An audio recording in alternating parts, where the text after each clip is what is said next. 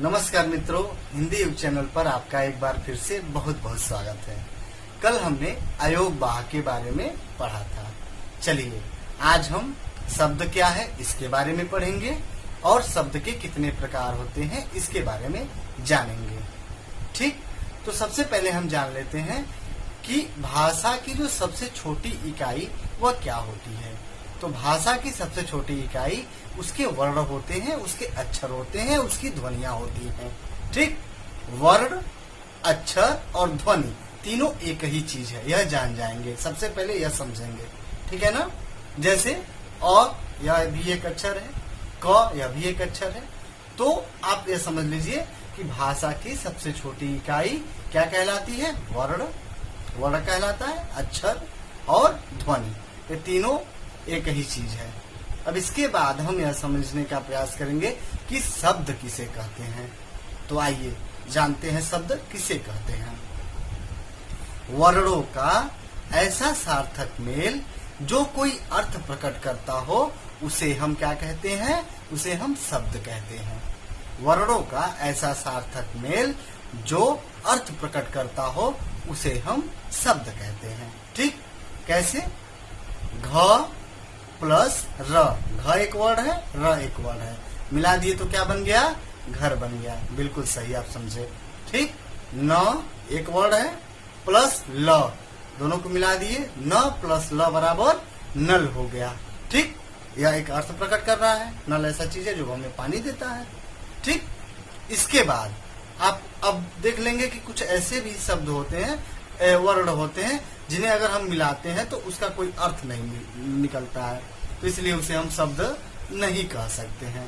जैसे र को आगे कर दीजिए प्लस घ, रघ, रघ का कोई अर्थ नहीं निकलता है। ठीक, तो इसे हम शब्द नहीं कह सकते हैं। ल और न, ल प्लस न आपने लिखा, क्या हुआ? ल न, इसका कोई अर्थ निकलता है? कोई अर्थ नहीं निकलता है, तो यह शब्द नहीं हुआ।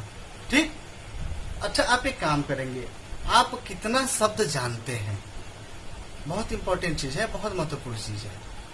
आप एक बार कॉपी लेके बैठिए और उस पर लिखना शुरू कीजिए, बिना किसी पुस्तक की नकल किए, कि आप अधिकतम कितना शब्द लिख सकते हैं।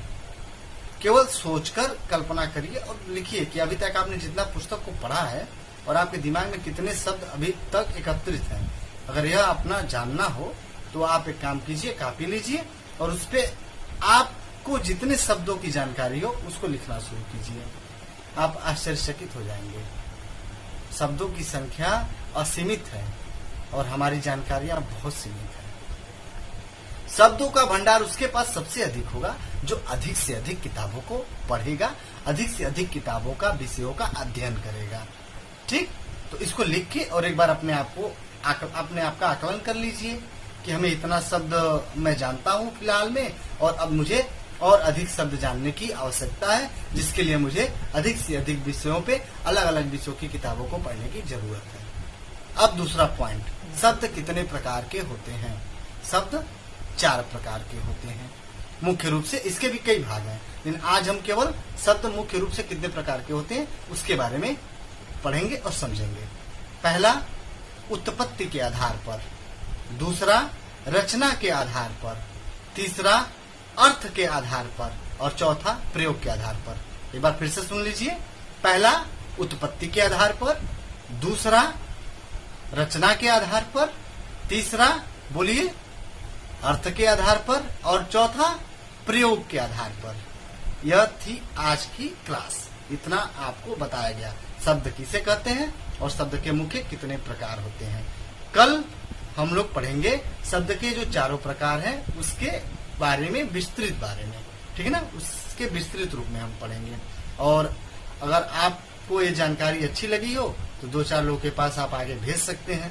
ठीक है, और चैनल को सब्सक्राइब कर लीजिए, जुड़े रहेंगे तो इसी तरीके की छोटी छोटी मगर महत्वपूर्ण बातें आपको पता चलती रहेंगी। बहुत बहुत